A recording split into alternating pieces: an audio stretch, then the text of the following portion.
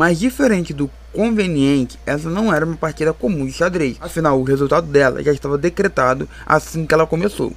Esse fato é dito pelo próprio Traumerey, que menciona nunca ter jogado já sabendo de sua derrota.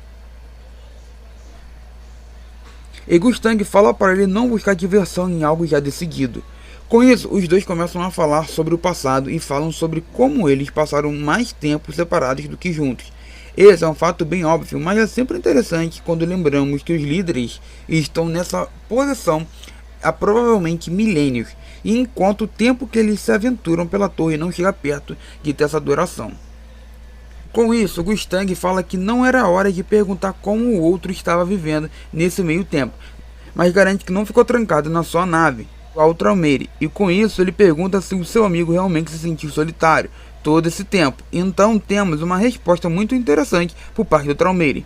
Segundo mesmo, no momento em que seus primeiros filhos nasceram, Kirin e Labadon, ele sentiu uma satisfação diferente e deu a eles as coisas que mais encartava nele.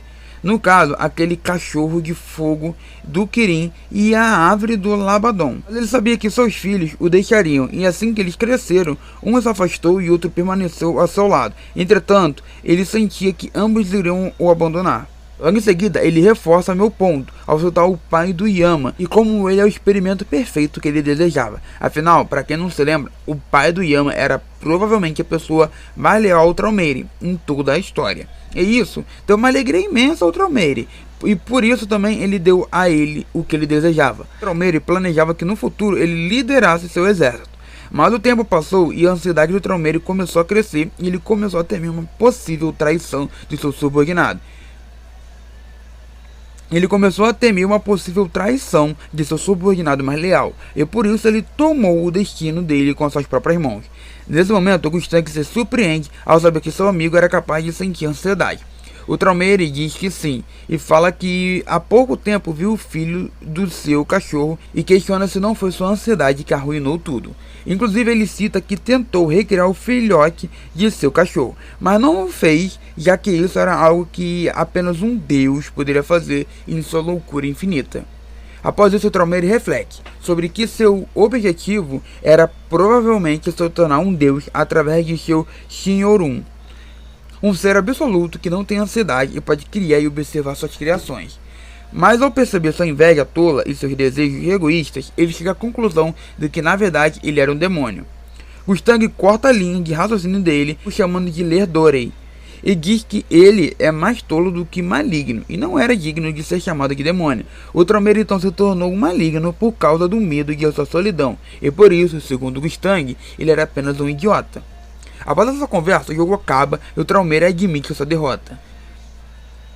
Com a partida finalizada, a peça do rei de Traumerey se torna o guardião, e ele tira o título de líder e a proteção de um ser absoluto da torre que Traumerey tinha. Antes de perder seus poderes, Traumerey diz que há algo sobre Zahag, que o mesmo ainda não sabia, e com isso ele diz algo ao seu amigo que nos é revelado.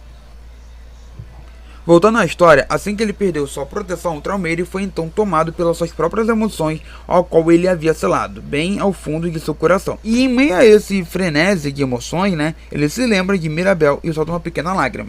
Logo em seguida, ele fala que se sente só, e se mata, acabando assim com esse confronto. No registro da torre estaria que ele não aguentou a humilhação de perder sua autoridade e proteção, e por isso acabou com a sua vida. Afinal, as emoções de um ser absoluto são um lixo, que não necessitam compreender, e por fim o Gustang fala para o seu amigo não se sentir mais sozinho, e onde quer que ele esteja, e sai de lá acendendo seu cigarro.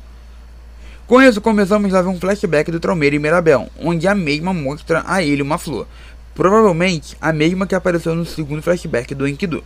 Traumerey então começa a falar sobre como não gostam de flores, já que diferente dos animais, elas não podem ser controladas e que vêm de lugares desconhecidos e também sem avisos, e começam a espalhar suas raízes no espaço sem pedir permissão ao dono, ou seja, elas são rebeldes e destrutivas. Com isso, Mirabel diz que é exatamente por isso que elas são belas, afinal são vidas naturais e que eles deviam aprender com elas, assim como ela fez com o Traumerey ao plantar uma semente no coração do mesmo e florescer o amor. Com isso, ela então sugere que os dois comecem a viver juntos, mesmo sabendo que no futuro ela pode se arrepender disso. Mas ela não ligava, afinal, ela queria ser uma flor no campo verde dele. Taromeiro então aceita, pois no fundo ele gostava do fato daquela mulher ter criado raízes nele. E com isso ele rezou mediante um contrato com a torre, para que ela nunca se perdesse ou murchasse, e que nunca chegasse ao dia que ele teria que arrancar aquelas flores com as próprias mãos. E com isso acabamos o capítulo. Deixa o seu like, se não for inscrito, se inscreva e ative as notificações para não perder nenhum vídeo que sair aqui. Então muito obrigado para quem assistiu até aqui e até o próximo vídeo. Fui!